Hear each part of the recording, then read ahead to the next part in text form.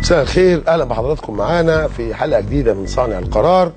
وقبل ما نبتدي حلقتنا بنهنئ كل اخواتنا الأقباط بعيد القيامه المجيد، وبنتمنى ليهم اعياد سعيده ان شاء الله، وبنتمنى للشعب المصري كله كمان اللي بيحتفل كل يوم الاثنين مع بعضه بالعيد الاقدم في مصر، عيد شم النسيم، اللي هو بالمناسبه العيد الوحيد اللي استمر كل هذه السنوات في تاريخ مصر، تجاوز العهود الفرعونية والعهود القبطية والعهود الإسلامية، ولا زال قائما معنا حتى اليوم.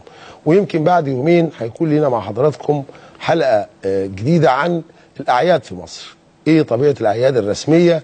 هل يا ترى احنا عندنا نمط واحد للأعياد ولا الأعياد بتتغير مع المناسبات؟ في كل الأحوال إخواتنا الأقباط جميعا من كل الكنايس كل سنة وأنتم طيبين. واحنا في خلال هذا البرنامج هنتابع مع بعضنا في دقائق قليله دلوقتي صلاه عيد القيامه المجيد، والى ان ياتينا الارسال المباشر من الكاتدرائيه من العباسيه. احنا معانا دلوقتي على الهواء مباشره بعض لقطات من القداس اللي بيقام بمناسبه عيد القيامه المجيد.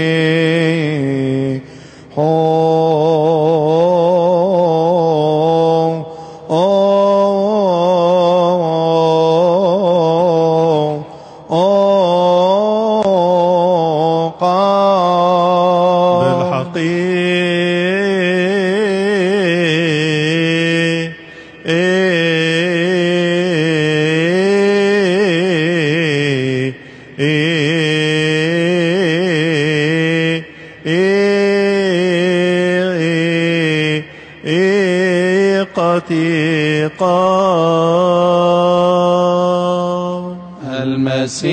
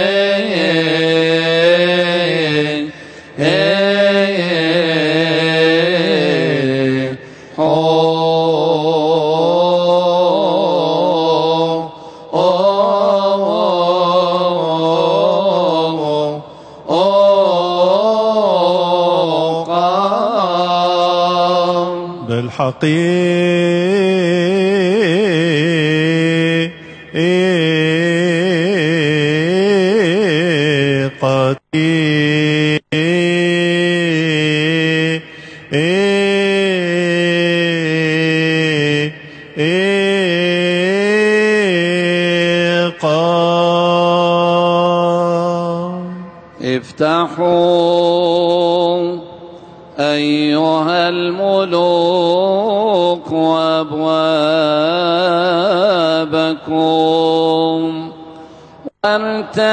وارتفعي أيتها الأبواب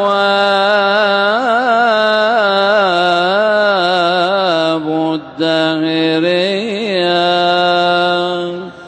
افتحوا أيها الملوك أبوابكم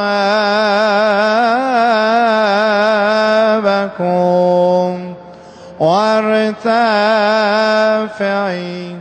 أيتها الأبواب. اهلا بحضراتكم مره اخرى، وبنكرر التهنئه لاخواتنا واشقائنا الاقباط في مصر كلها من كل الكنائس بعيد القيامه المجيد. وبحلقتنا النهارده زي كل حلقه 4 ايام في الاسبوع بنحاول نشوف فيها احدى الازمات او المشاكل او القضايا وبنتعرض ليها من زاويه واحده. ايه اقتراحاتنا لتجاوز الازمه دي، سواء الازمه القائمه او اذا كان ممكن تتكرر في المستقبل. وبنقدم ده في صوره اقتراحات محدده، سواء بتعديل تشريعات او اصدار قرارات او تبني سياسات او اجراءات بنقدمها لصانع القرار المختص. ممكن صانع القرار ده يبقى وزير تنفيذي، ممكن يبقى رئيس الحكومه، ممكن يبقى السيد رئيس الجمهوريه، ممكن يبقى البرلمان او من يحل محله اللي بيصدر تشريعات، ممكن يبقى حزب من الاحزاب، ممكن يبقى زي ما هنشوف في حلقاتنا اللي جايه في انتخابات الرئاسه مرشحي الرئاسه انفسهم او الحملات اللي بتقوم بالدعايه ليهم. حلقه النهارده هي حوالين موضوع عدد كبير من المصريين مهتم بيه، عدد كبير من المثقفين او عدد اكبر من المثقفين وصناع الفن مهتمين بيه، وكذلك الراي العام المصري، وهو قرار المهندس ابراهيم محلب رئيس مجلس الوزراء بايقاف عرض فيلم حلاوه روح. واحنا النهارده مش جايين نناقش الفيلم، احنا جايين نناقش اللي احنا بنسال عنه، حدود الرقابه على الفن. ايه حدود الرقابه على الفن في الاجراءات والتشريعات المصريه، وما يجب ان تكون عليه انطلاقا من دستور احنا وافقنا عليه كلنا كمصريين، وبناء عليه هتوضع قوانين او تعدل قوانين، ونشوف يا ترى في حدود الرقابه ولا حريه الابداع هي حريه مفتوحه بلا قيود او ضوابط، سواء داخل المجتمع المصري او في مجتمعات اخرى. لمناقشه هذه القضايا في الفقره الاولى كالمعتاد بيبقى معانا 2 من المهتمين بهذا الموضوع من المواطنين المحترمين او المتخصصين في هذا المجال، يقولنا رايهم او اقتراحاتهم، ثم بننتقل في الفقره الثانيه بيبقى معانا عدد من فريق التحليلي وخبرائنا في هذا المجال. على الفيسبوك بيبقى في راي حضراتكم، واحنا على صفحتنا على الفيسبوك برنامج صانع القرار حاطين عليها سؤالنا النهارده بشكل عام، هو هل توافق على ضروره وجود ضوابط على السينما والدراما وطبعا اشكال الفن والاخرى، وما هي حدود الرقابه التي تتمناها اذا كنت موافق على وجود هذه الضوابط. ده سؤالنا الموجه لحضراتكم، ننتظر اسهاماتكم معانا عشان في اخر الحلقه نحاول ايضا نظهر اقتراحاتكم او ارائكم. بيشرفنا في الحلقه دي في الفقره الاولى كل من الاستاذ ابراهيم كامل، الاستاذ ابراهيم مخرج سينمائي، اهلا بيك يا استاذ ابراهيم. حضرتك نورنا. اهلا وسهلا. وكل سنه وحضرتك طيب. والاستاذ هاني عامر محمد، الاستاذ هاني ممثل ومطرب، اهلا بيك يا استاذ. اهلا بيك. يا اهلا بيك. طب ابدا بيك يا استاذ ابراهيم. يعني من حيث المبدا احنا عندنا قوانين او قانون بينظم موضوع الرقابه معدل صدر سنه 55. تمام. فتره طويله شويتين. تمام. حوالي 70 سنه 60 سنه دلوقتي. بالظبط. وعندنا تعديل له كان في سنه 92 يعني برضه فتره طويله. ولائحه تنفيذيه وعديد من الاجراءات. من حيث المبدا انت تعليقك ايه العام على ايقاف الفيلم ده وعدم منح ترخيص لعرض الفيلم تاني اللي هو الدساس؟ تقديرك ايه للموقف ككل؟ يستحق المناقشه ولا نشوف نعمل الحلقه نكملها في حاجه تانيه؟ ما عندناش مانع. لا هو مبدئيا انا عشان كرقابه او كجهه رقابيه اوافق على فيلم زي ده، في لوائح او قوانين جوه موضوع الرقابه على المصنفات عامه بالموافقه على ان الفيلم يعدي كسيناريو وحوار وقصه ولا ما يعديش. طبعا الفيلم اخترق كل الحواجز دي وعدى، وبعد ما عدى اتصور ونزل واتعمل عليه برومات واتعرض والقصه دي، وجاي النهارده انت توقفوا لي. طيب انت جاي توقفوا لي ليه؟ طب عديتوا لي ليه من البدايه اساسا؟ هي دي القصه كلها ان احنا بنحكي فيها. فهو معنى ان انت تعدي الفيلم على الرقابه كمصنفات فنيه ان الفيلم ده يخوض الموضوع او يخوض المساله دي او يخوض التجربه دي، ويوصل للاخر لتصوير وسينما وينزل على شاشه عرض ونسبه كبيره جدا من الناس تشوفه، وتيجي النهارده توقفوا لي طب انت كده فين الرقابه عليه؟ ده الرقابه بتقول من ضمن اللوائح بتاعتها او القوانين ان الفيلم ما يناقشش ازدراء الاديان، دي نمره واحد. الرذيله نمره اتنين. ولاد الشوارع نمره ثلاثه. ما بينش الاماكن البؤسيه في المجتمع المصري، اظهر صورتنا بصوره لائقه للعالم. ففين ده كله عدى ازاي ووصل لغايه كده ازاي ان ينزل سينما ويتعرض والناس كلها تشوفه؟ وانت حضرتك شايف انه المساله تستحق مناقشه الفيلم ولا مناقشه ما هو ابعد من الفيلم؟ احنا مختارين الجزء الثاني ان احنا مش بنناقش الفيلم في ذاته. لا لا لا، عايزين نشوف هل موضوع الرقابه ده عموما في ظل الدستور، هل التشريعات الحاليه كافيه ولا عايزه تتعدل، نضيف ولا نحذف؟ محتاجه روتين اقوى شويه. وانا مش عاوز اقول ان في حاجات بتعدي حاجات، يعني مش عايزين نخوض في سكك تانية ملناش دعوه بيها، بس انا عايز اقول احنا وصلنا ان احنا يعني بالبلدي كده بنسلك، يعني ايه يلا الفيلم خلص وعدى والسكه دي. طب ليه؟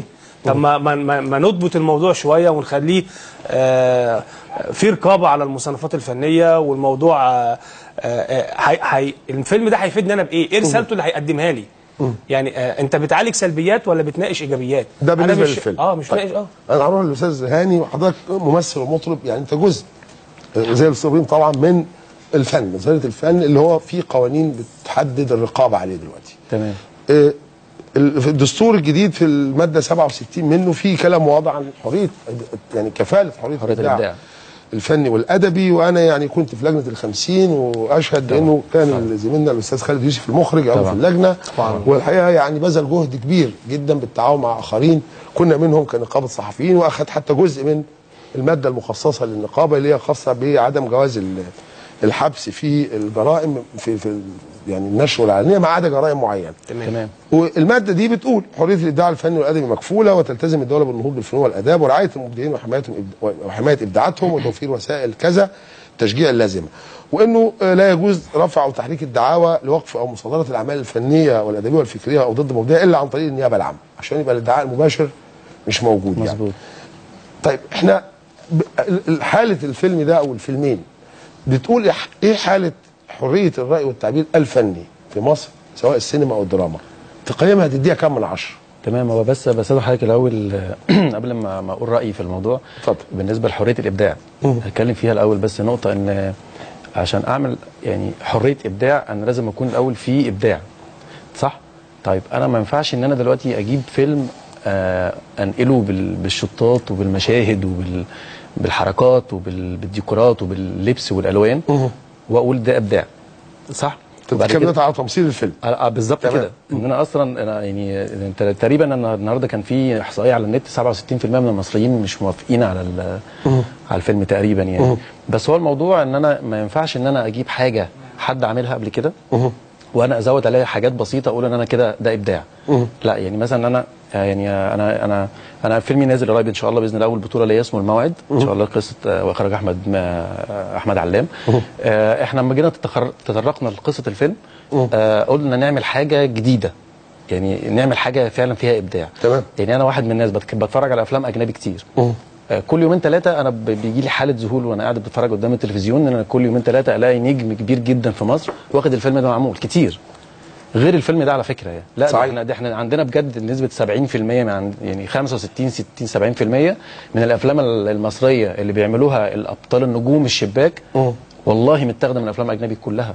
تمام. انا ببقى قاعد متضايق جدا من ده بيحصل. فانا بقى لازم اعمل قانون لحريه الابداع. طيب انت اثبت لي ان انت فعلا ابدعت في الفيلم ده عشان انا اقف جنبك بقانون كويس. دي نمره واحد.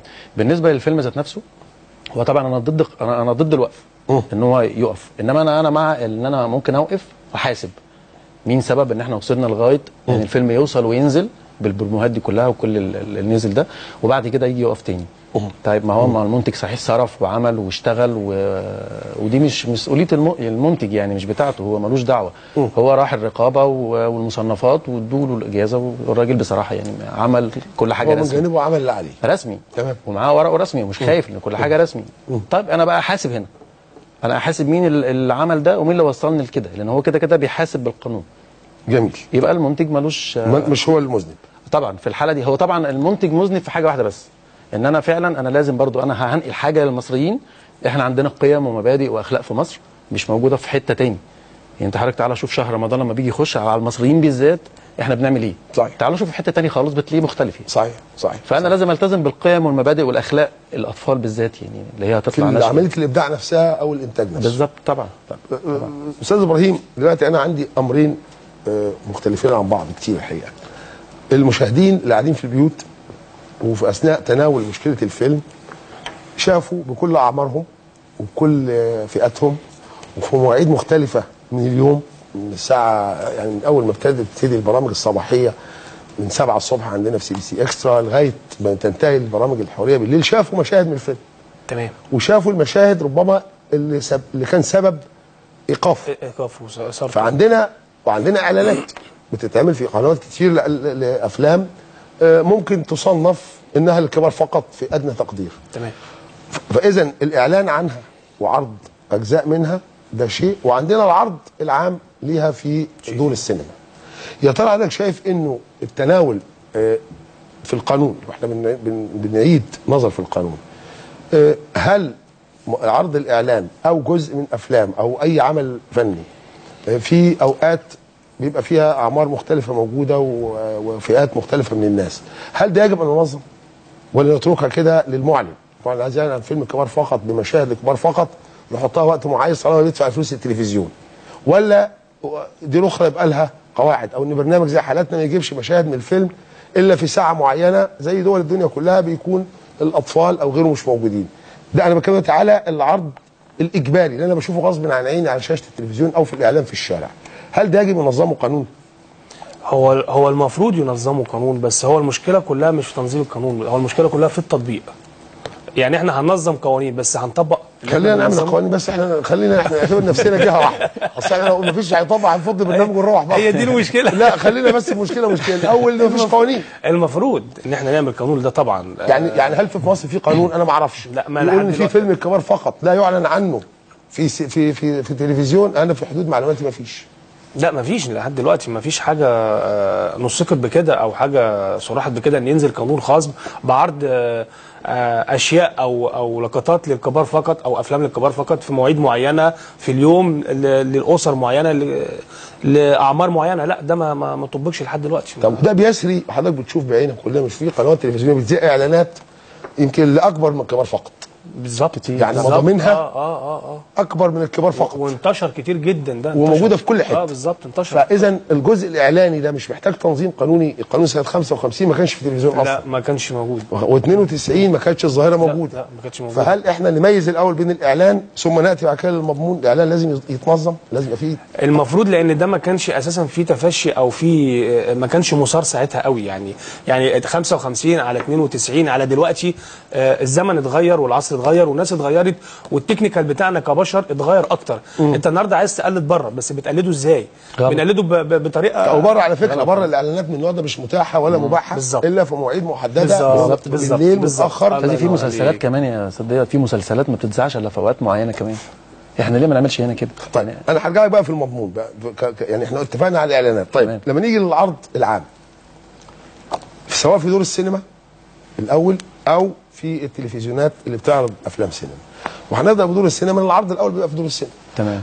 احنا عندنا فئتين في مصر مفيش غيرهم، فيلم للجميع وفيلم للكبار فقط، ومفيش فئات اخرى زي ما موجود في الدنيا كلها. الدنيا كلها فيها لغايه سن 12 وفي 16 وفي 18.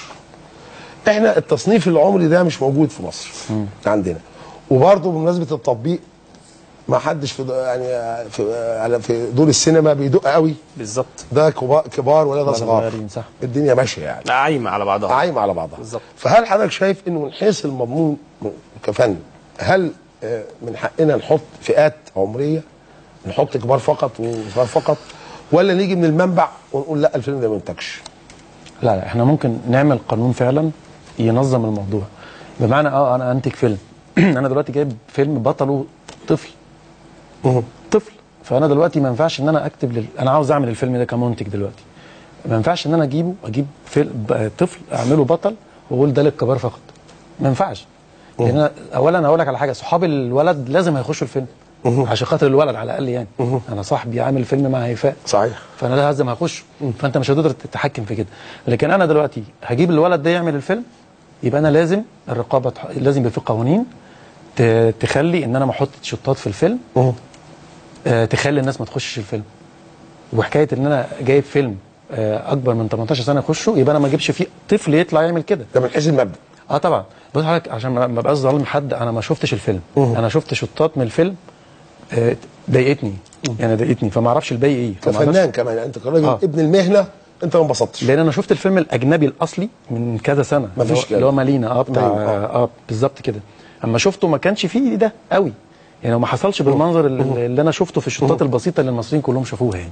فانا ليه احط نفسي في موقف زي كده وبدخل اعمل قوانين ترتب لي ده؟ لكن انا ضد الوقف. انا اللي يخليني اوصل لغايه ان اعمل الفيلم وانتجه زي ما الاستاذ ابراهيم قال صحيح، وفي الاخر اجي انا اروح موقف لك الفيلم، وراح يجي بعد كده رئيس النقابه انا ماشي مش قاعد عشان هقدم استقالتي. لان انا طب ليه اوصل لكده؟ انا احط قوانين وضوابط من الاول خالص. يا جماعه اللي عاوز يعمل فيلم يعمل 1 2 3 4. طب في اطفال نشوف حقوق الاطفال ايه، حقوق الانسان ايه بالنسبه للطفل، وتحط في القانون. كلنا نمشي على القوانين دي هنرتاح. بس احنا مشكلتنا ان احنا لازم نحط قبل اي حد قبل اي حاجه حكايه الاخلاق والقيم والمبادئ بتاعه المصريين بالذات. احنا شعب مش زي شعب يعني. طيب استاذ ابراهيم، سؤالي الاخير لحضرتك. اتفضل. دلوقتي في الانتاج الفني والسينمائي عندنا الرقابه بتتولى على الابداع الفني والكتب وكل حاجه. الرقابه دي حتى الان هي خاضعه او تابعه لوزاره الثقافه. تمام. وبالتالي تابعه للحكومه. تمام.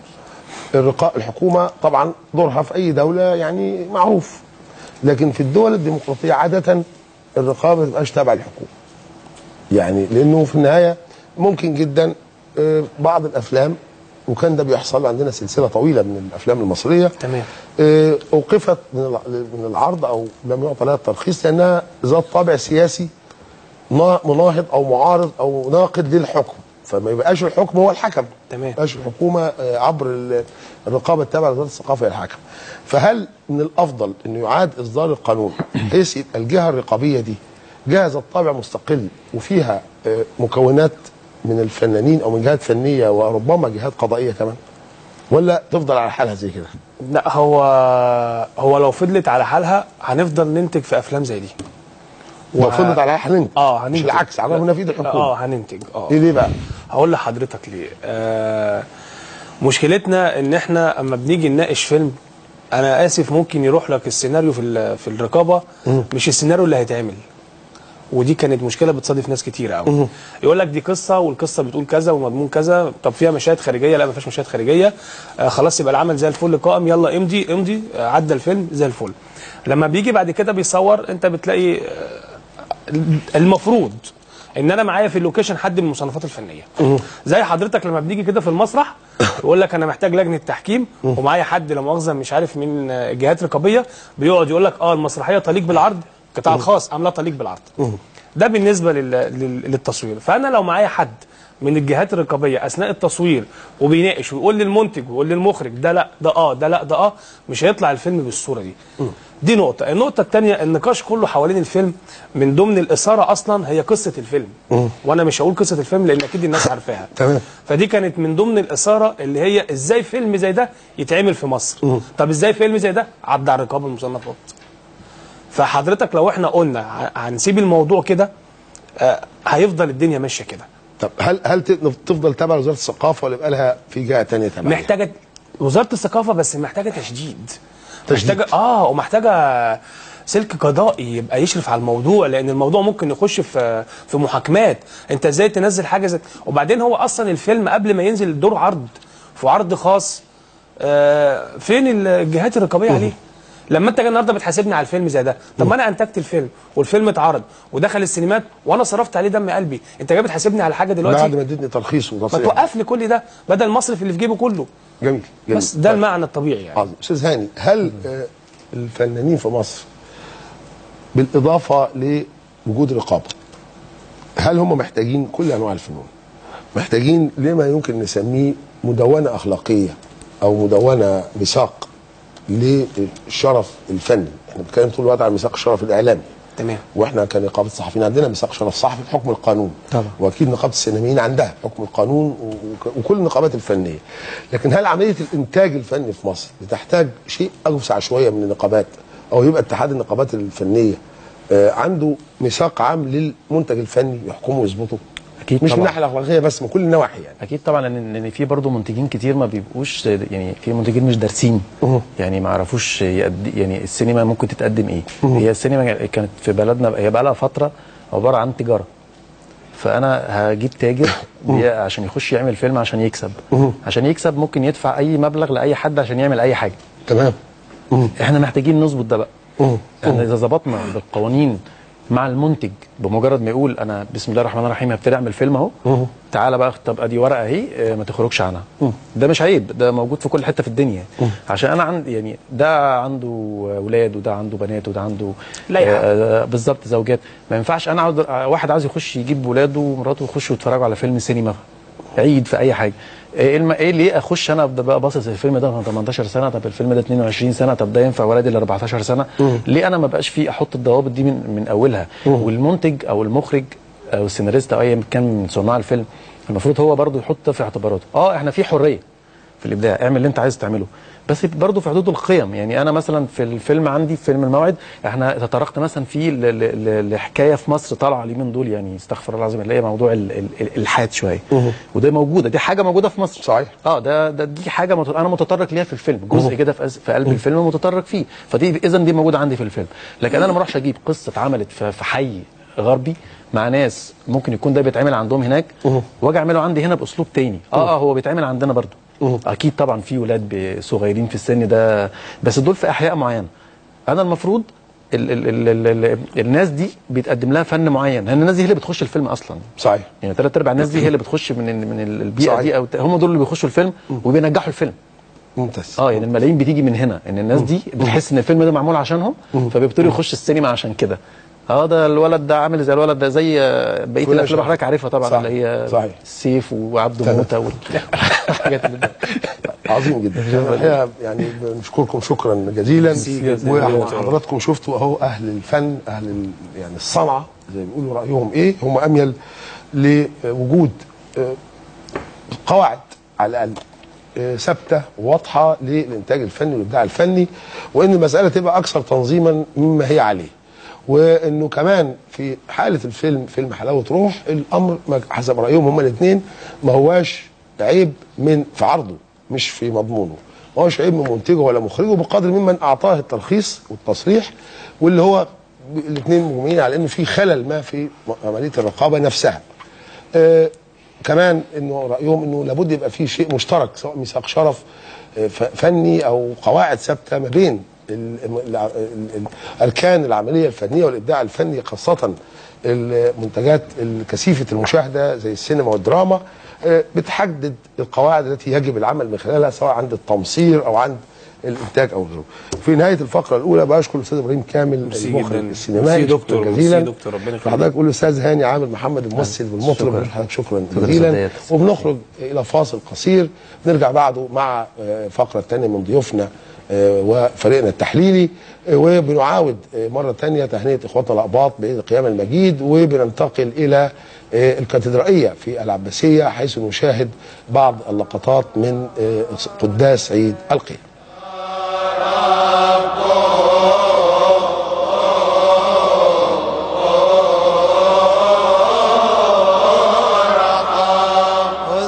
أيضا يا سيدنا كل الذين أمرونا وأوصونا أن نذكرهم في تضرعاتنا وطلباتنا التي نرفعها إليك أيها الرب إلهنا. الذين سبقوا فرقدوا يا رب نيحهم، المرضى اشفهم، لأنك أنت وحياتنا كلنا وخلاصنا كلنا، رجاؤنا كلنا وشفاؤنا كلنا وقيامتنا كلنا. صلموا الصدى في دليل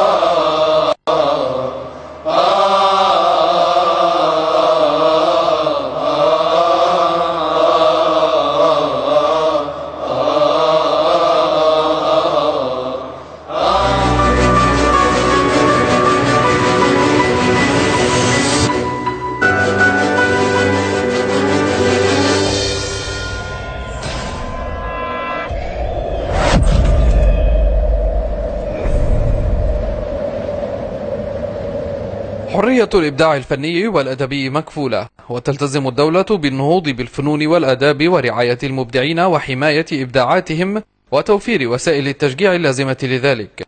ولا يجوز رفع أو تحريك الدعاوى لوقف أو مصادرة الأعمال الفنية والأدبية والفكرية أو ضد مبدعيها إلا عن طريق النيابة العامة. ما سبق جزء من المادة 67 في الدستور المصري الجديد التي نستحضرها للحديث عن الجدل الدائر حول قرار رئيس الحكومة منع فيلم حلاوة روح من العرض في دور السينما. الست روح جارتنا دي بتفكرني بالست صباح في شبابها. حتة مرة يتشد لها فرامل اليد. ده انا سلطان الميزان، انا مدير اداره الجثث الطريه. انت مالكش الا في النسوان الكاسر. هذا القرار يعيد إلى الأذهان قائمة طويلة من الأفلام السينمائية التي منعت بشكل كامل أو منعت في حقبة سياسية وأجيزت بعدها، أو منعت من العرض التلفزيوني وعرضت في السينما فقط. والأسباب لا تخرج عن ثلاثة: إما الدين أو الجنس أو السياسة. وبعد ثورة 25 من يناير التي اتخذت من سعي المصريين نحو الحرية منطلقا وهدفا، اعتقد الجميع أن مقص الرقيب على الفن والإبداع كسر بلا رجعة، لكن الظن خاب بعد حالات منها منع جهاز الرقابة على المصنفات الفنية الفيلم المصري الدساس بدعوى مهاجمة ثورتي 25 من يناير و30 من يونيو، ومنع الفيلم الأمريكي نوح بعد اعتراض مشيخة الأزهر.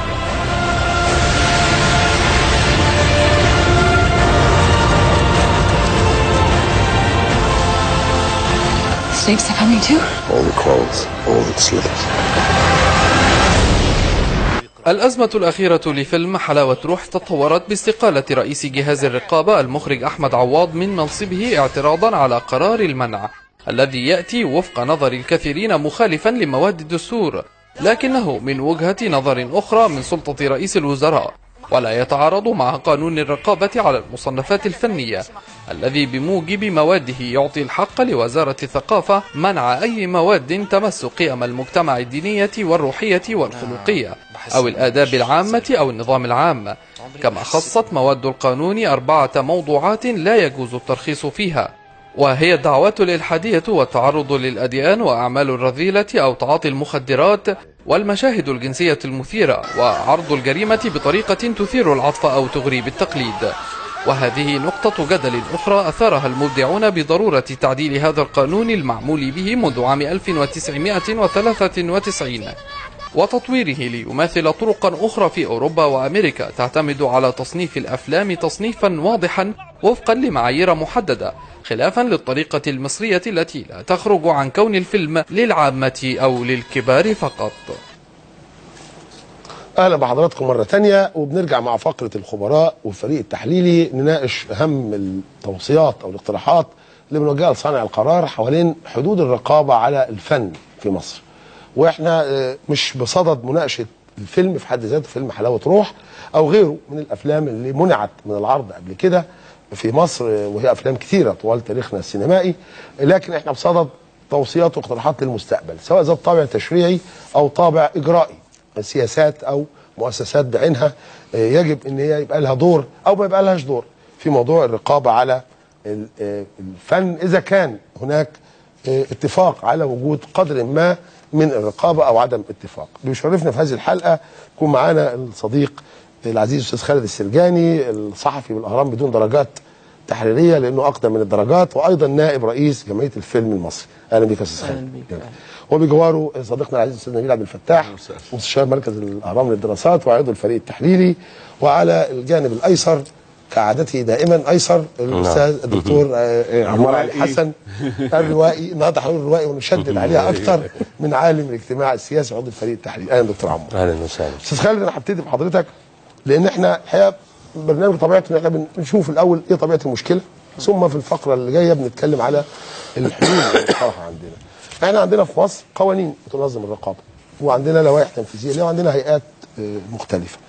اولا من حيث المبدا، هل موضوع الرقابه في مصر موضوع يستحق حاجه من اثنين؟ يا اما نقول لا للرقابه ونترك الامور للمشاهد اللي يقدر يعني يقاطع فيلم او يقاطع عمل فني، او نقول نعم للرقابه. ده المبدا من حيث المبدا. هل نعم للرقابه مع تنظيمها بقى في الفقره القادمه ام لا بالمطلق الرقابه كمجتمعات تانية اللي بالرغم من كده فيها بعض الاليات التنظيميه لموضوع المشاهد من وكيف ومتى. هو طبعا الرقابه في كل دول العالم مش موجوده.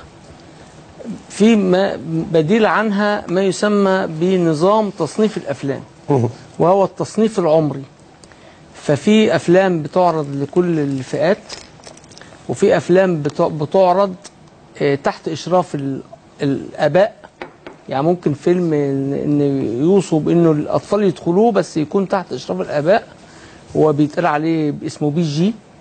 وبعدين في حسب التصنيفات العمريه، في 16 سنه، 12 16 18 لغايه فوق 18. فوق 18 ده ممكن بينقسم في بعض الدول، بينقسم الى قسمين. قسم يقول لك عرض فني، انه يقدم للنقاد والمتخصصين في جمعيات سينمائيه، طبعا الثقافه السينمائيه وكده يعرض فيها. وفي يبقى فوق 18 يعرض عرض عام. وانا يعني احب انوه هنا في حاجه مهمه جدا، وهي ان جمعيه نقاد السينما المصريين سنه 2001 نظمت عده ورش ونظمت عده حلقات نقاش وطبعتهم في كتاب حوالين الرقابه، واوصت ب ان احنا في مصر نتبع نظام تصنيف الافلام حسب ما موجود في كل الدول المتقدمه والدول الديمقراطيه، والدول برضو دي بتحافظ على القيم والاخلاق اللي موجوده في مجتمعها. يعني مش معنى ان انا اعمل نظام تصنيف الافلام ان انا بقول لا ما فيش حاجه اسمها القيم والتقاليد وخلافه. وطبعت ده في كتاب، وكان الكتاب ده مصحوب بشهادات لعدد من اهم الرقباء اللي تولوا الرقابه، لان الرقابه اصلا في مصر ليها طابع معين، وهي انها بتختلف من رئيس رقابه او مدير رقابه الى اخر. لا انا حاجه ده في التفاصيل بس المبدا العام. هل في مصر الان نعتمد على التصنيف العمري فقط، ولا يبقى في نوع من انواع الرقابه نتفق او نختلف بعد كده حوالين مين اللي يقوم بيه؟ لا انا رايي انها تصنيف عمري، وبالتالي كل واحد يختار الافلام اللي هو يقدر يدخلها. يعني احنا عندنا في مصر تصنيف اللي هو فوق 16، ان بيقول لك للكبار فقط، يعني تدخلوا فوق 16. انما انا عمري في حياتي ما دخلت فيلم فوق 16 سواء اجنبي او مصري ولقيت الا ما الاقي في القاعه اطفال، لان الرقابه نفسها المنوط بيها الاشراف على هذا الامر لا تهتم بمراقبه القرار بتاعها. يعني فيلم حلاوه روح هو مصنف للكبار فقط، فبالتالي اللي المفروض يدخله فوق 16 سنه، ومفروض فوق 16 سنه ده يكون عنده وعي، يعرف يفهم ايه الخيال وايه الواقع وايه الخطر اللي هم بيمنعوا الفيلم عشانه. انما القصه هنا ان الرقابه لم تتابع قرارها. كان زمان واحنا اطفال صغيرين كان الرقابه بتدخل قاعات السينما، بتشوف لو في اطفال بتعمل مخالفه لصاحب السينما، صاحب قاعه العرض. الرقابه هنا بتصدر قرارها واصحاب السينما ما بينفذوش، فهنا في قصور في الرقابه. دكتور عمار، انا بوجه نفس السؤال دلوقتي، السؤال المبدئي عشان نكمل حوارنا ننتهي عند الفقره دي.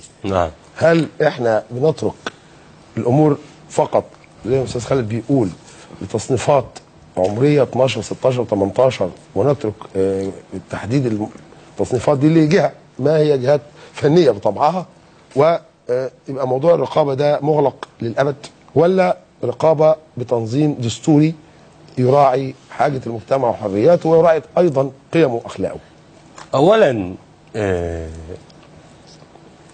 الموضوع ده مركب، يعني الاجابه عليه ليست سهله. صحيح.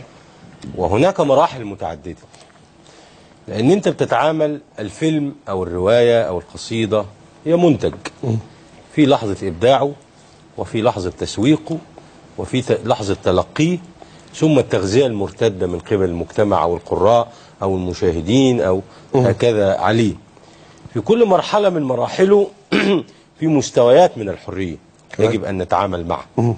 لا سلطان على المبدع في لحظه الابداع، سواء كتابة سيناريو أو تصوير فيلم، كتابة قصيدة أو كتابة رواية أو الفردي تقصد ولا العمل الإبداعي الجماعي؟ العمل الإبداعي الفردي. نعم، لحظة إبداعه. عظيم.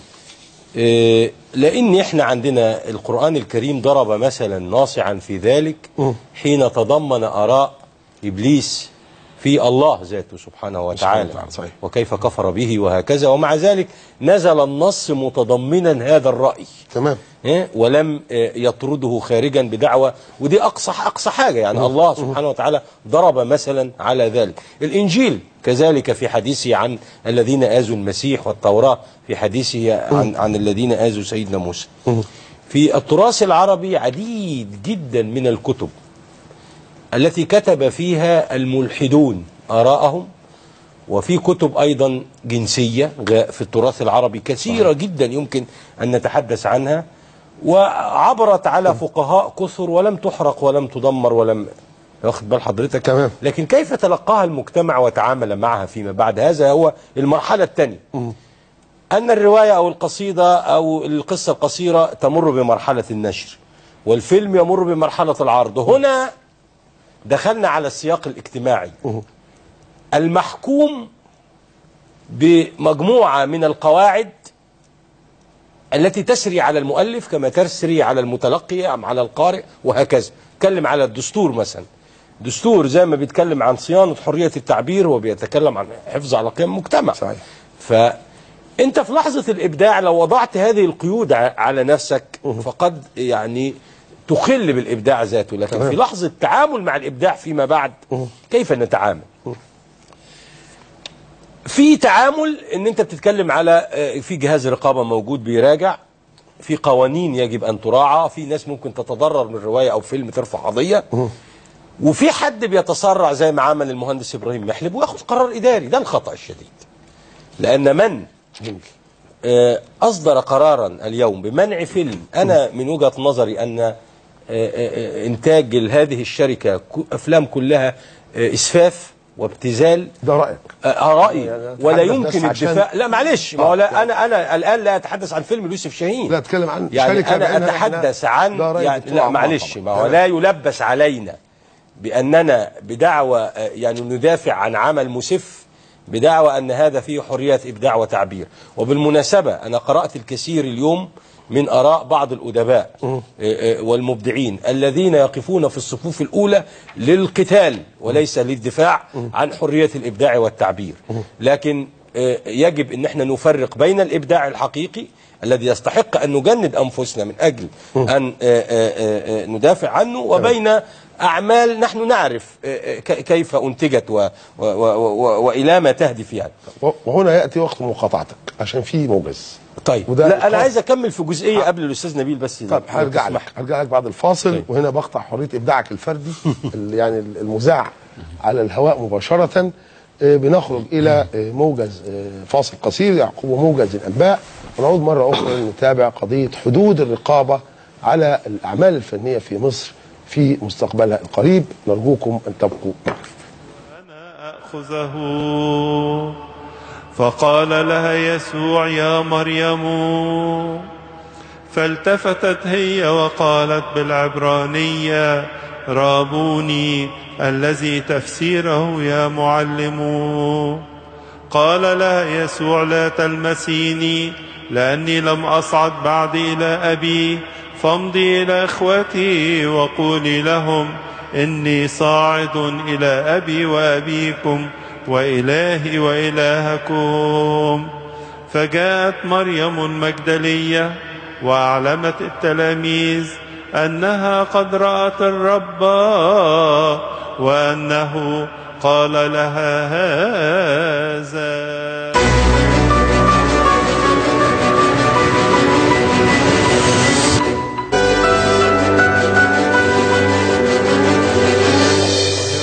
للمنطقة الشمالية. من الأحزاب حضر معنا السيد الدكتور محمد أبو الغار رئيس الحزب المصري الديمقراطي الاجتماعي، السيد الدكتور محمد أبو حامد رئيس حزب حياة المصريين، السيد السفير محمد العرابي رئيس حزب المؤتمر، المستشار طه سيد حنفي نائب رئيس حزب الحركة الوطنية مندوبا عن الفريق أحمد شفيق،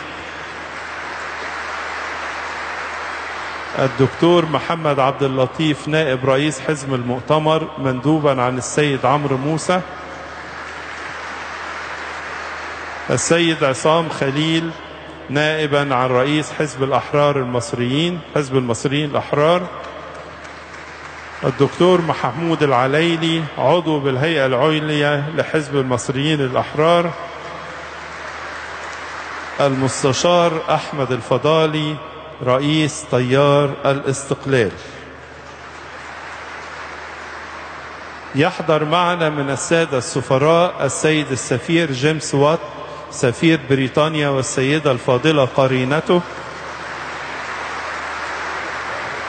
السيد السفير محمود الديري سفير إثيوبيا،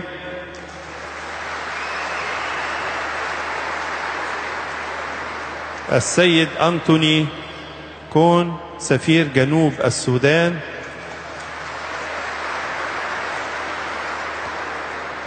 السيد مارك سيفر القائم بأعمال السفير الأمريكي، السيد بيريت يونغ نائب السفير الأسترالي، السيد ستيفن راندل نائب السفير الكندي، السفيرة منحة بخوم سفيرة مصر السابقة في صربيا.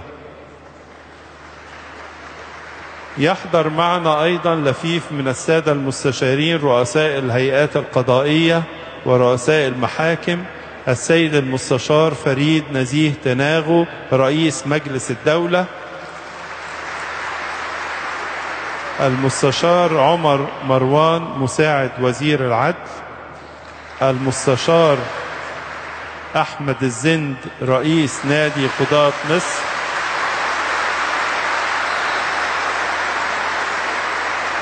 المستشارة تهاني الجبالي نائب رئيس المحكمة الدستورية العليا، السيد المستشار كامل سمير جرجس المحامي العام مندوبا عن المستشار هشام بركات النائب العام، المستشارة علا عبد الرحمن راضي من هيئة الرقابة الإدارية.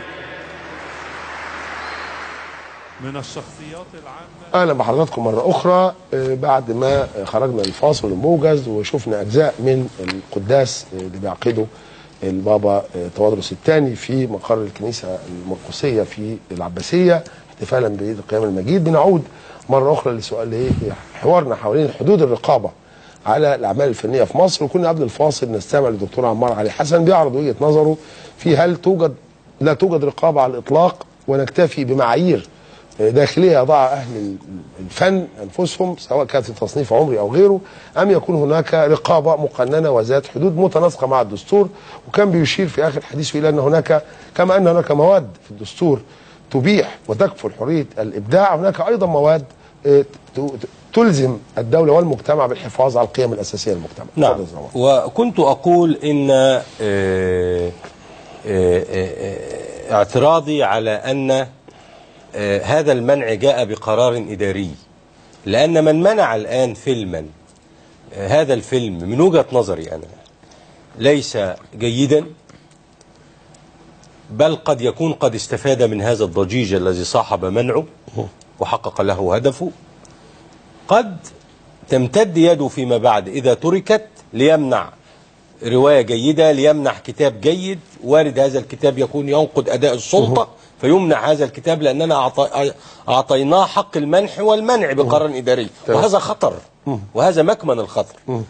الآن هو تدثر بأن الذائقة العامة أو الرأي المجتمعي مع الأزهر بارك وقيادات في الكنسية باركت وبعض المثقفين والأدباء لم ينبروا للدفاع عن مثل هذا النوع أو مثل هذا المنتج، لكن إذا ترك الأمر على هذا النحو قد تمنع أعمال جيدة وقد تمنع أعمال سياسية قوية بدعوى أن المجتمع يرفضها، ويعطي الحاكم نفسه حق المنع بدعوى أنه نيابة عن المجتمع ونيابة عن الدستور ونيابة عن القانون.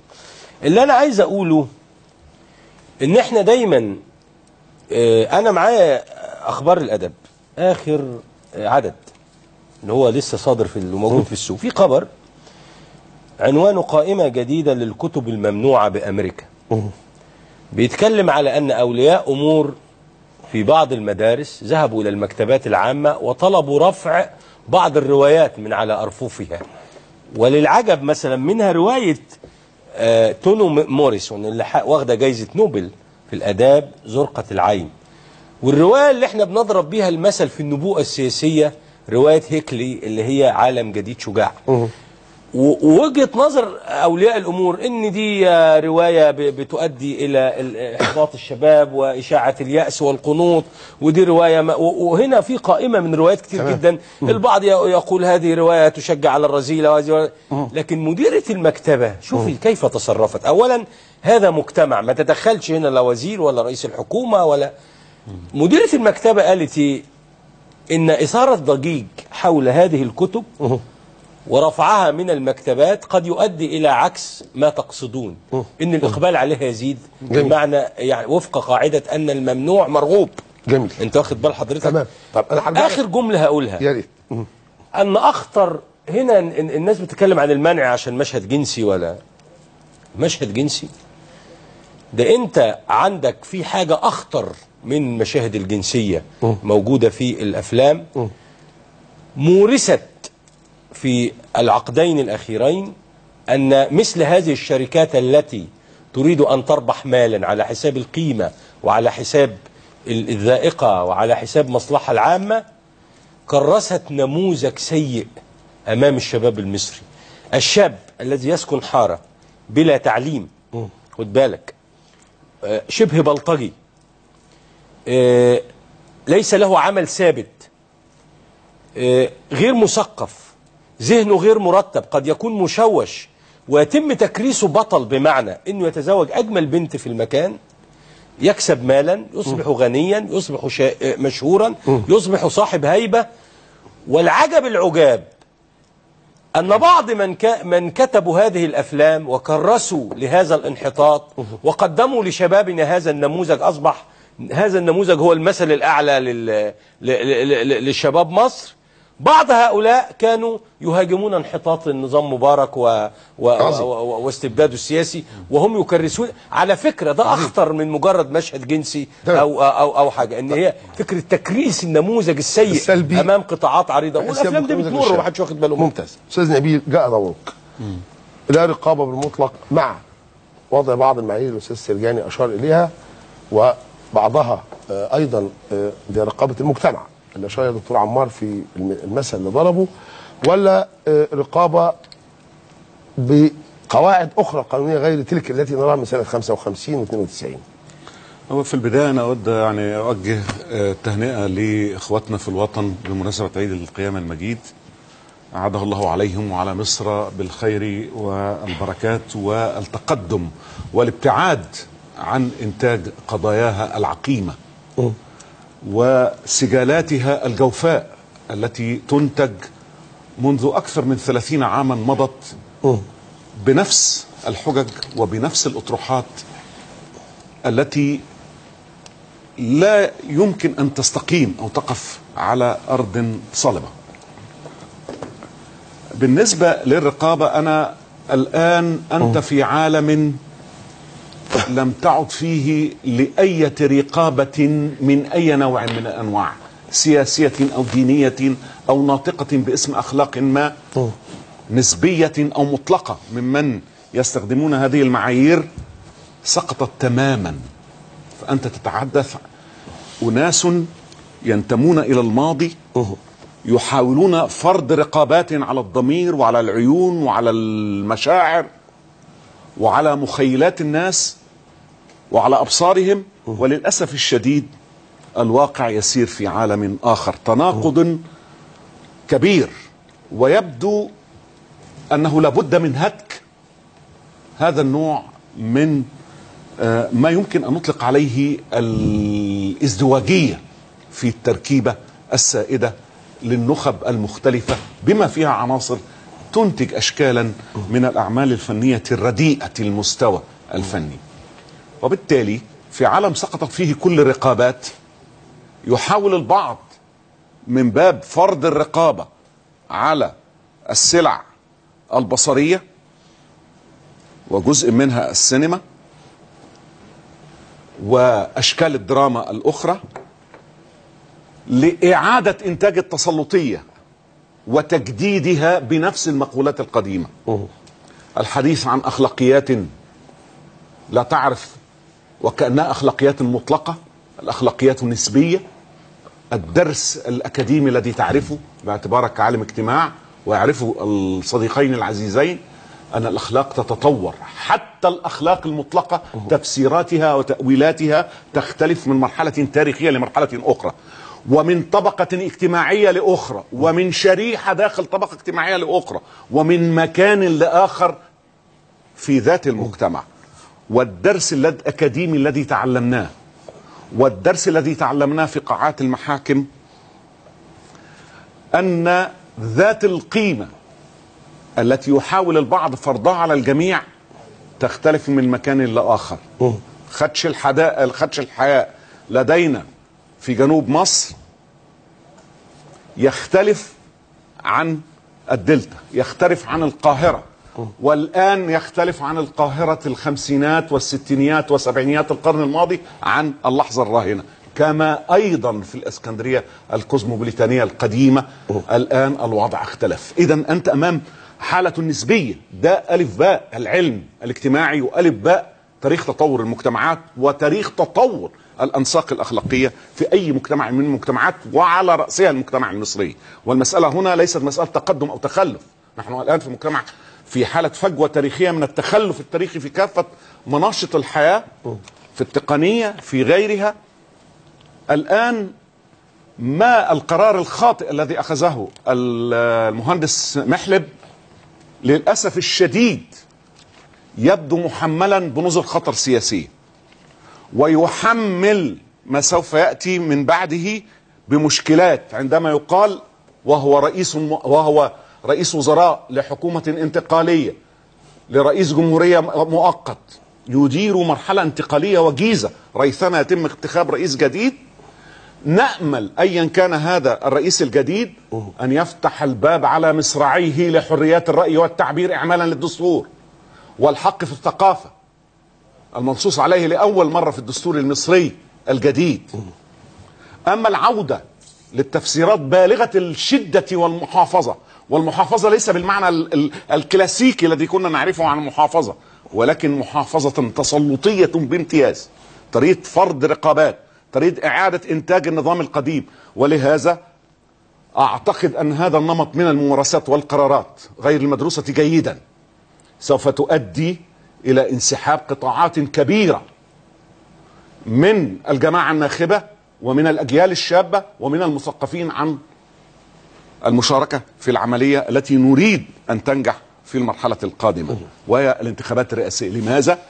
لأن البعض يرى أن دي نظر خطر على حريات محمولة على مخاوف سياسية من عودة الدولة الأمنية كما نسمع ويكتب الكثيرين، والجميع على درجة كبيرة من الشك ومن في حقيقة الأمر التوتر. العمل الفني وده دروس البداهات، تبا للبداهات عندما يعاد إنتاجها وتكرارها. هناك خلط بين الواقع وبين العمل الفني أيا كان، حتى لو كان بصريا، حتى ولو كانت الكاميرا تتحرك لترصد بعض مشاهد الواقع.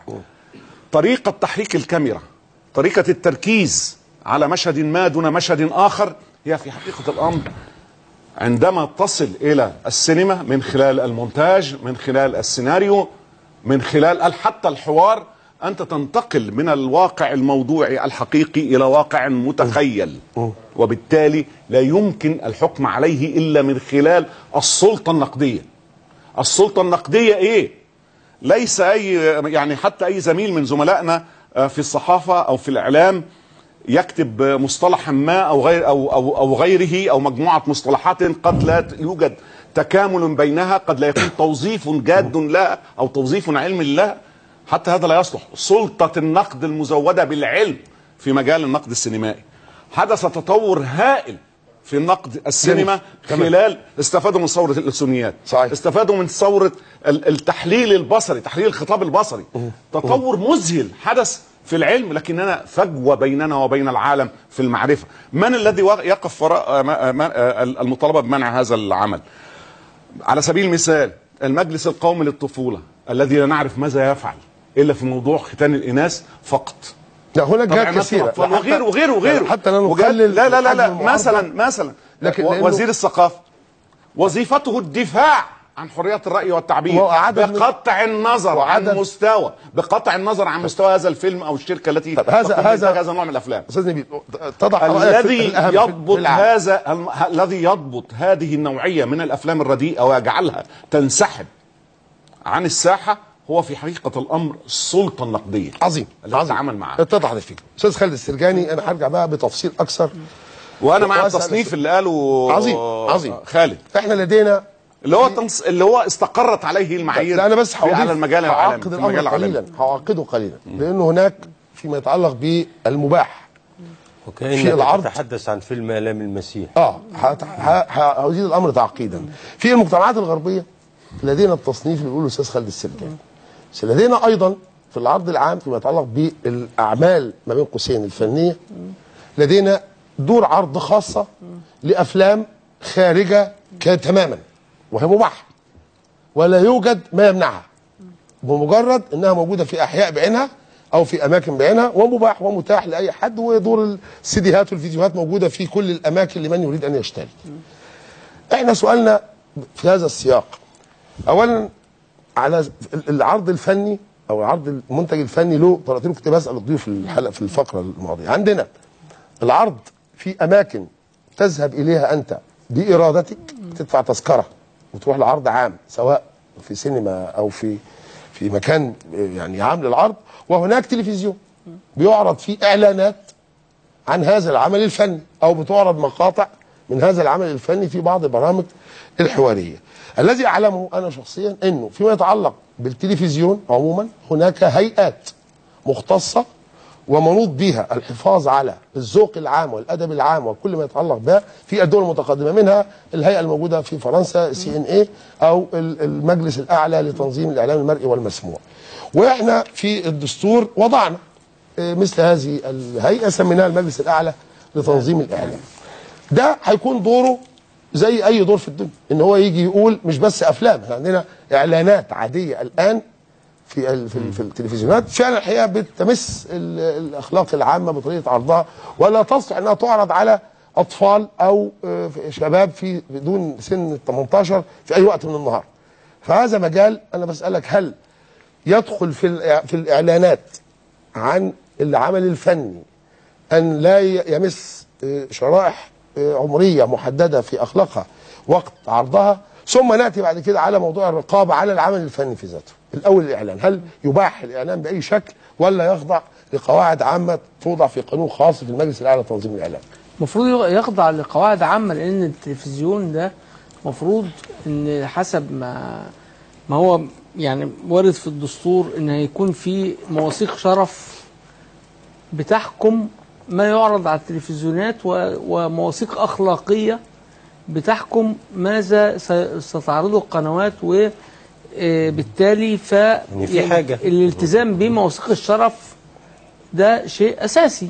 وممكن أن ينص في مواثيق الشرف يكون فيها بنود خاصة بالإعلانات، وليس فقط الإعلانات التي تخدش الحياء، ولكن الإعلانات الكاذبة. صحيح. والإعلانات اللي بتضحك على الناس، والإعلانات التي بتروج لسلع غير صحية.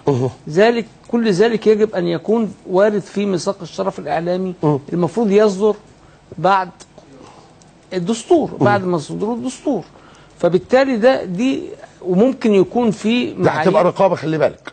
ده هتبقى رقابة. لا مش هتبقى رقابة، هتبقى تنظيم. أنا عندي سلعة بالشكل يعجبني. أنا مش عايز يعني عندي الفيلم الممنوع أعلن عنه بشكله. أنا مش عايز أقول كلمة رقابة، أنا عايز أقول تنظيم. طيب يعني أنت ذكرت قبل الهوا ان في التلفزيون الفرنسي او التلفزيونات الاوروبيه ممنوع عرض قبله قبل الساعه 11 مساء الساعه 12 او 12 مساء. ده ما اسموش رقابه، اسمها تنظيم. طب بس في هيئه بتعاقب الذي يخرج عن هذا. دي دي هيئه مسؤوله عن التنظيم. عظيم. ده وفي كل العالم.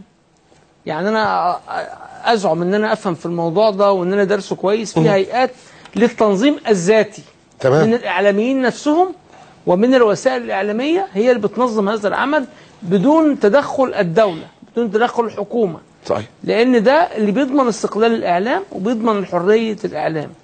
فبالتالي ان احنا يجب ان الاعلام يكون في مواثيق شرف اللي عاملها اصلا اللي عاملين في المهنه، وحسب ما موجود في الدستور ان المفروض اللي يعمل ميثاق الشرف الاعلامي هي نقابه الاعلاميين التي تجاهد منذ عشرات السنين عشان يتم تاسيسها ولا تجد اذان صاغيه، وان يكون في هيئات للتنظيم الذاتي من القنوات حسب القوانين اللي تتعمل. لان في انظمه متعدده للتنظيم الذاتي.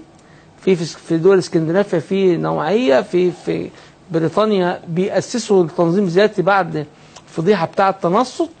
في كل انظمه كتيره جدا التنظيم الذاتي. فالتنظيم الذاتي ده هو اللي هيظبط هذا الموضوع، هيبقى اسمه تنظيم وليس رقابه. وما يتعلق بالتنظيم التصنيف العمري ده اسمه تنظيم، بس مش رقابه. لان فكره الرقابه نفسها بعد التطورات الهائله في صناعه الاعلام وفي التكنولوجيا وفي الانترنت وفي خلافه وفي الوسائل الدي في دي والبلوراي وخلافه، بقت فكره الرقابه دي فكره متقدمه مش موجوده. يعني وقت انا فيلم حلاوه روح ده اللي الدكتور محلب او المهندس محلب منعه، ما موجود ب5 جنيه بيتباع على الارصفه. هيمنعوا ازاي على الارصفه؟ 5 جنيه وسيدفع ناس كثيرون الى هذا. وبعدين في نقطه مهمه جدا ان احنا في تاريخنا المعاصر في قرارات اداريه متعدده صدرت لمنع افلام او وقف افلام كانت مهمه زي المذنبون على سبيل المثال وغير مهمه. ضرب الهوى و5 باب صدر قرار من وزير الثقافه بمنعهم. صحيح. والقضاء رجعهم. في فيلم الحب قصه اخيره كان في مشكله وبرضه القضاء انصفه. فبالتالي وانا متاكد ان القضاء سينصف فيلم حلاوه روح. انا قبل ما وبعدين اصلا في نقطه مهمه برضه يجب ان احنا يعني نفكر فيها، ان في الرقابه وفي حاجه اسمها لجنه التظلمات. تمام. وبعدين في بعد لجنه التظلمات في اللجوء الى القضاء الاداري. مظبوط. وفي افلام كتيره اترفضتها الرقابه والتظلمات والقضاء انصفها. وبعدين الرقابه لما ادته الترخيص، احنا لغايه دلوقتي في لائحه الشؤون الاجتماعيه لسنه 1947 هي اللي بتضع الضوابط الخاصه بعرض الافلام الخاصه بالدين والمجتمع والجريمه. حصل عليها تعديلات. انا عايز اسالك حصل عليها تعديلات للوراء وليس هي لائحه قدامي. انا بس اسالك هل الرقيب اللي انجز هذا الفيلم التزم بهذه اللائحه ولا لا؟ شوف الرقيب ده موضوع قرار رئيس مجلس الوزراء المصري 62 لسنه 93 ده قدام. طب انا اسال بس سؤال قبل ما الدكتور عمار، لانه انا ذكرت وانا بتكلم انه في دول اوروبيه دور سينما مخصصه للافلام الاباحيه تماما. دي كلها فوق 18. منطق كلامك ان احنا قد نصل الى هذا طالما لا يوجد هناك رقابه او قانون. لا، ما هو انت اصلا المفروض ان الافلام دي نوع. لا، ما هو دي في دور سينما عرض عام. ما دي دور سينما عرض عام. بس الفيلم الذي اللي هيمنعه ساعتها انه يعرض افلام اباحيه تماما طالما هي فوق 18 ومصنفه خلاص كده. لا، دي مش فوق 18 اصلا. لا، يعني لا يدخلها يعني ما حدش بيمنع من دخولها في اوروبا وامريكا الا اللي اقل من 18 سنه. اي حد من حقه يدفع تذكره ويدخل. بس دي افلام اصلا مين اللي هيصورها؟ ما انت الافلام هيجيب افلام اجنبيه ويعرض. طب الافلام الاجنبيه دي بتدخل ازاي؟ لا، ما هو بتدخل بتعرض. ما انا بقول لحضرتك هيصورها.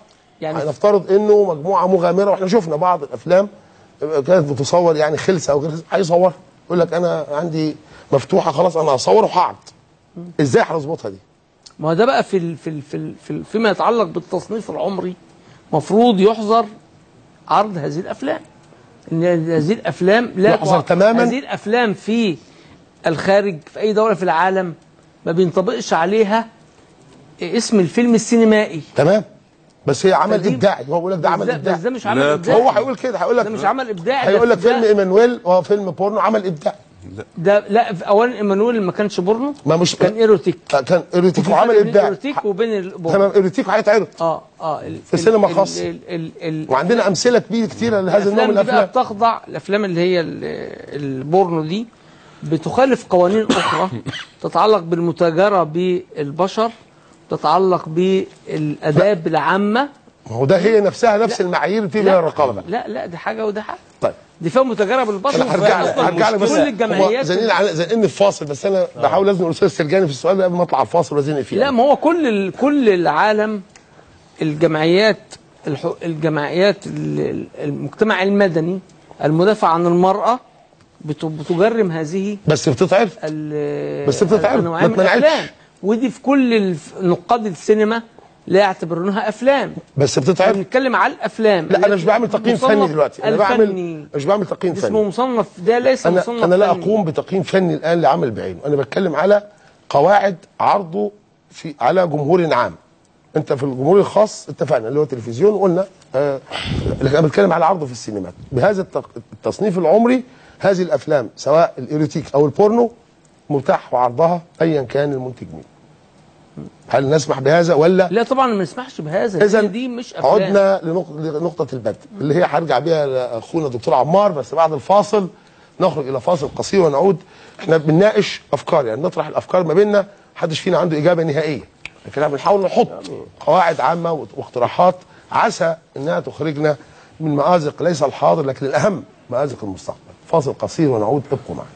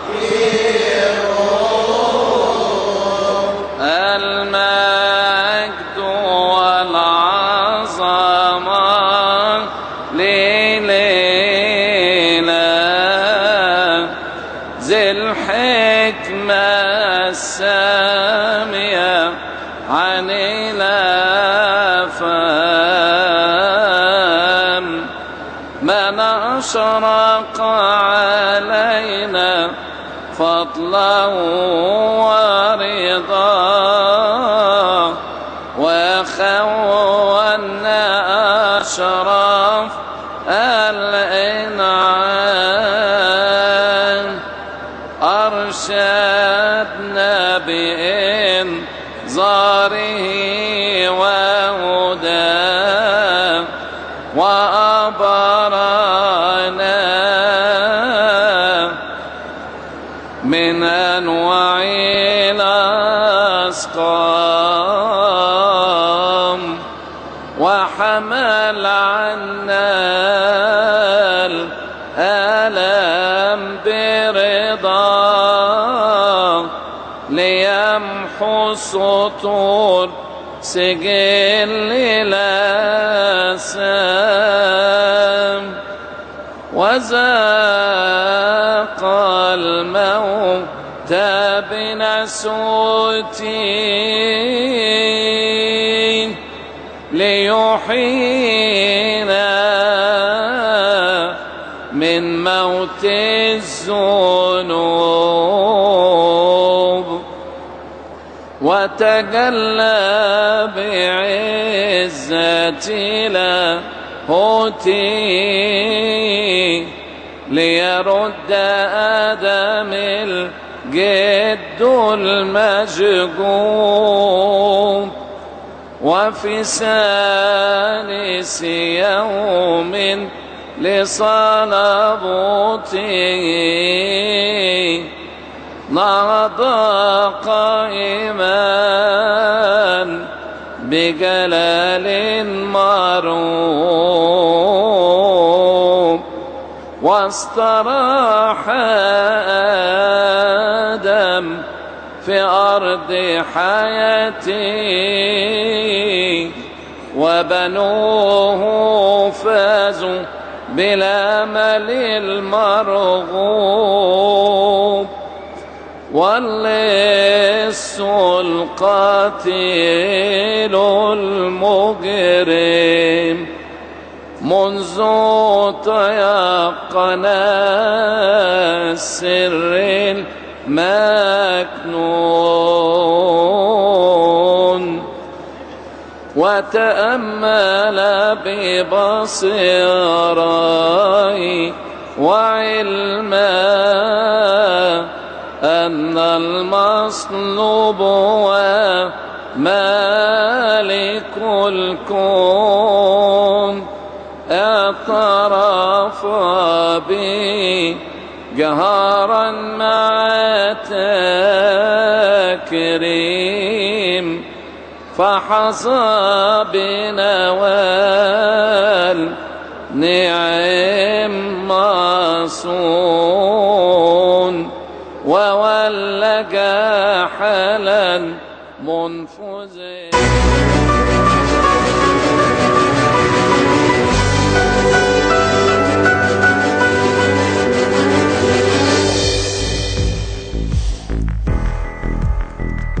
اهلا بحضراتكم مره اخرى. بنواصل حوارنا حوالين حدود الرقابه على الفن في مصر في التشريعات والاجراءات اللي ممكن تتبع في المستقبل. برجع للدكتور عمار علي حسن. دكتور عمار، انت كان رايك دلوقتي انه لا رقابه على الابداع الفردي ايا كان طبعا، لكن عند النشر او العرض العام يكون هناك تنظيم. يكون هناك تنظيم لان شئت ام ابيت انا بفرق بين 3 مراحل. اولا انا بتفق مع الاستاذ نبيل، مش لا يمكن الرقابه في عالم مفتوح، لا الرقابه موجوده. ده اردوغان منع تويتر يعني بمعنى السلطه الاداريه ممكن تبقى غاشمه وتدخل وتراقب، لكن لا منع في عالم مفتوح، بمعنى لا يستطيع احد ان يمنع شيئا في هذا العالم المفتوح. ان ما نشرتوش هنا هتنشره على الانترنت وهكذا. تمام. لكن علينا ان نفرق بين 3 مراحل: مرحله التفكير ومرحله التعبير ومرحله التدبير. في مرحلة التفكير لا سلطان على التفكير، التفكير العلمي أو التفكير الأدبي أو الإبداعي. لا يمكن لأحد أن يراقب أحد فيما يفكر فيه.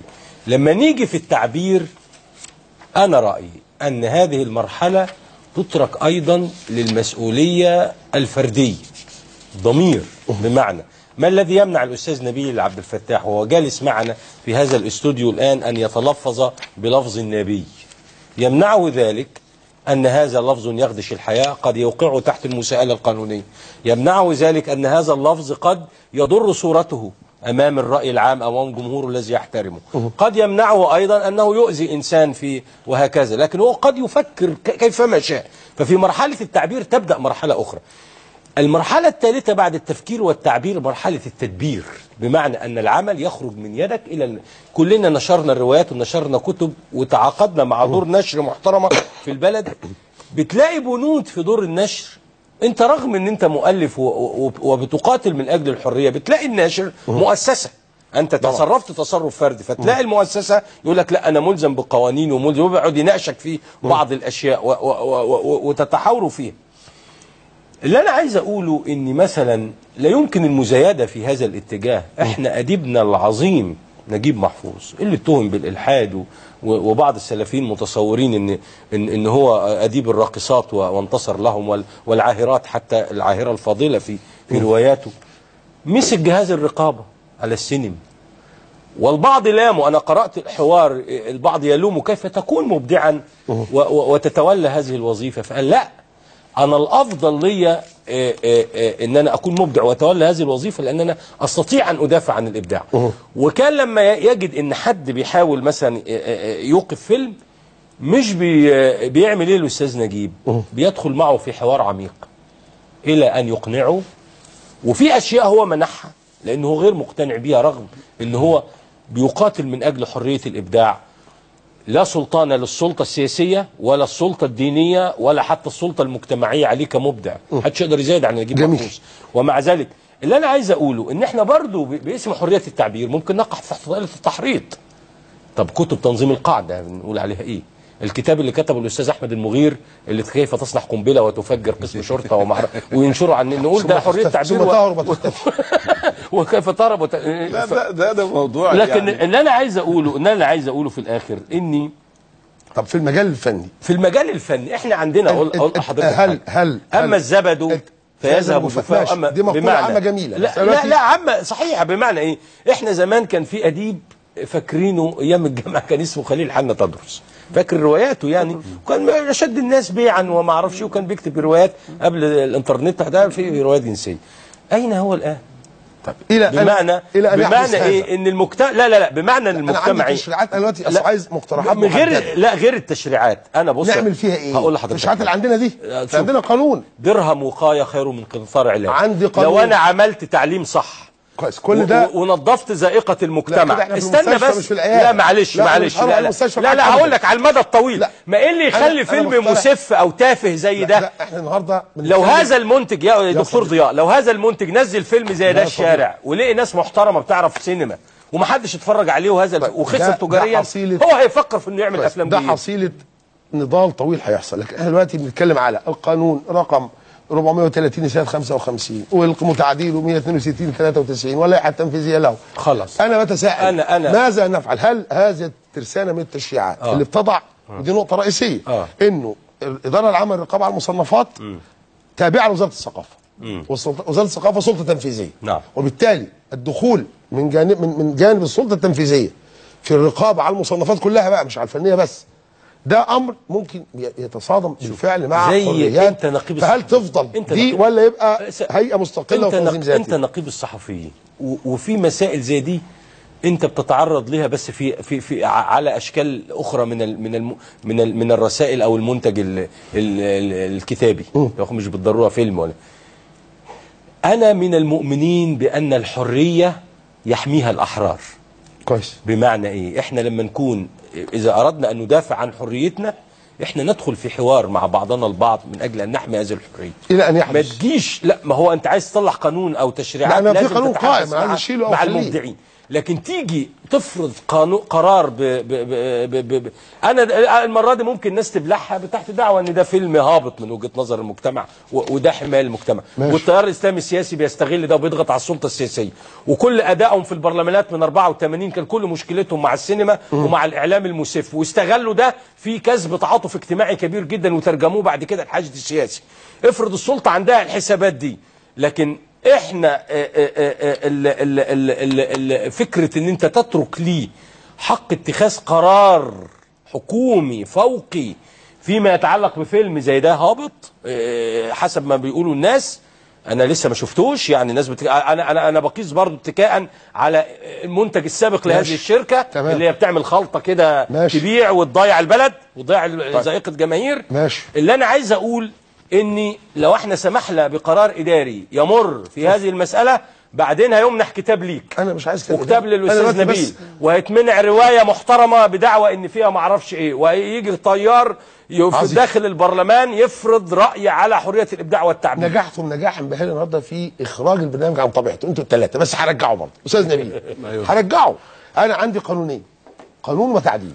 كلا هذه بتساءل ابقاء ام تعديل ام الغاء؟ الغاء مثل هذه القوانين كويس. وممكن من الممكن ان تصاغ قوانين اخرى يا راجل، ده على مستوى الفن القانوني بلا على مستوى التدهور اللي حصل في البلد دي.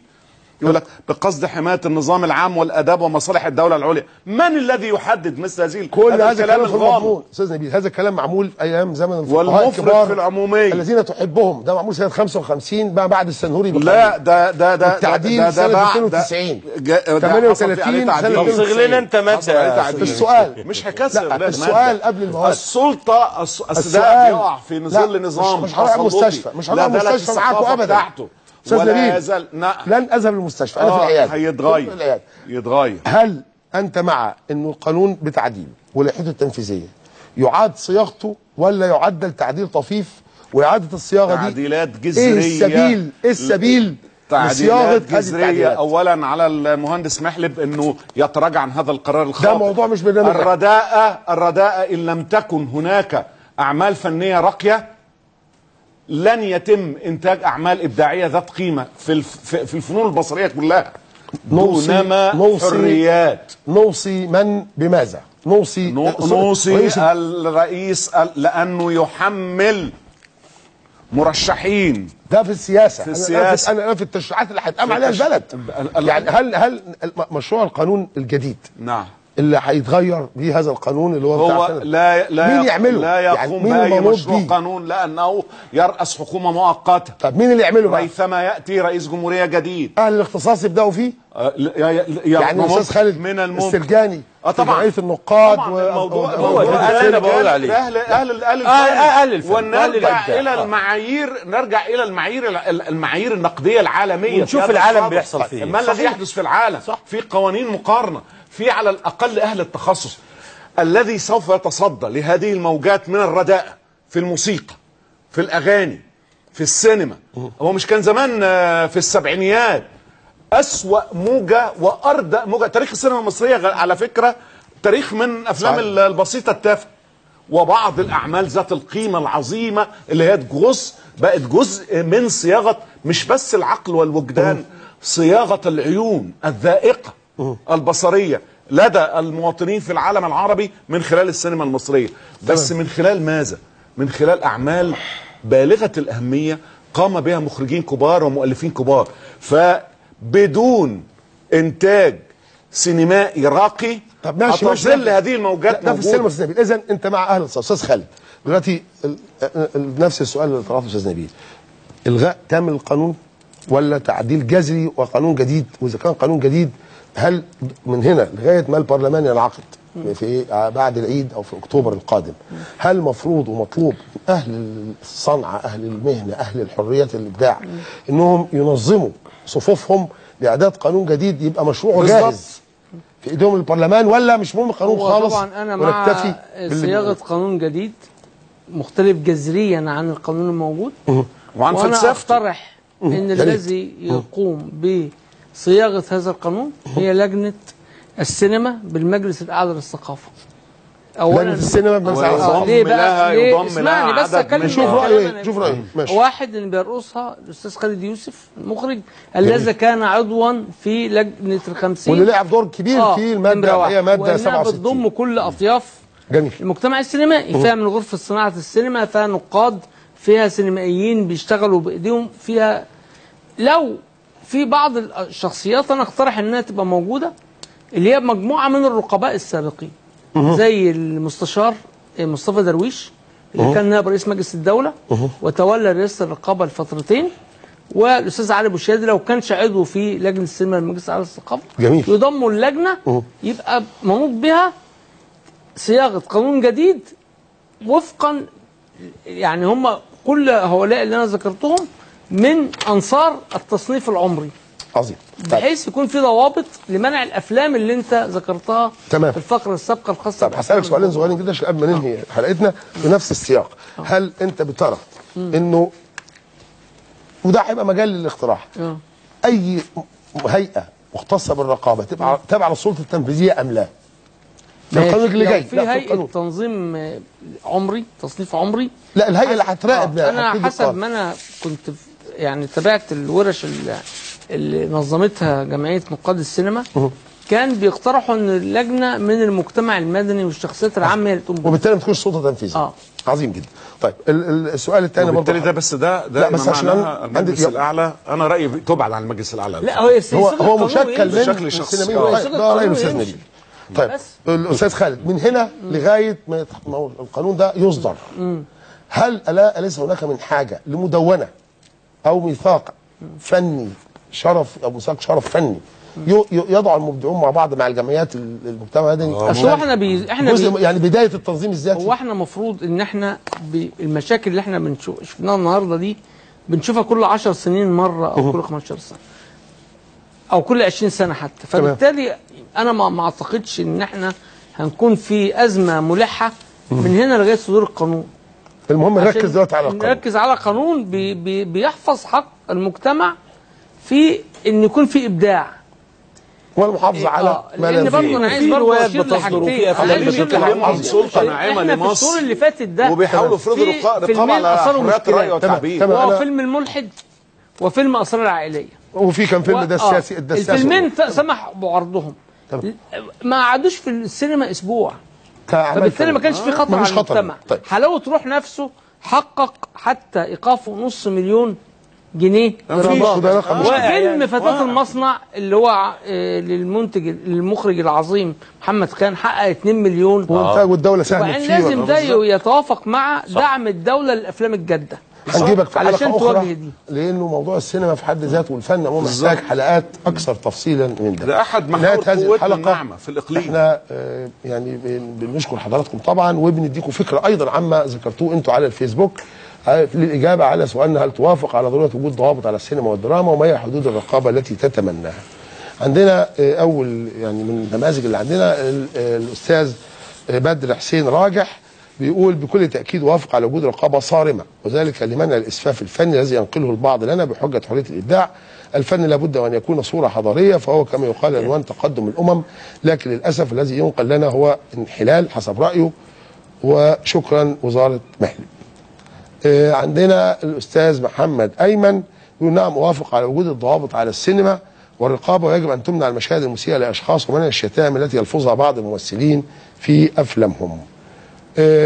الأستاذ مجدي عبد العاطي يقول بلا شك وافق على وضع ضوابط للسينما والدراما لعودة الانضباط في السلوك العام الذي تراجع بفعل فاعل للشارع المصري تحديدا مع الرقابة الحقيقية من أجهزة الدولة والجمعيات التابعة لها دون غيرها، لأن الشك أصبح يصورنا في أي منظمة أو جمعية خارج نطاق الدولة بعد اكتشاف ما مر بها تجاه كل ما هو مصري. والله يرحم الأبيض والأسود. مجدي عبد العاطي أحمد مركز بنها.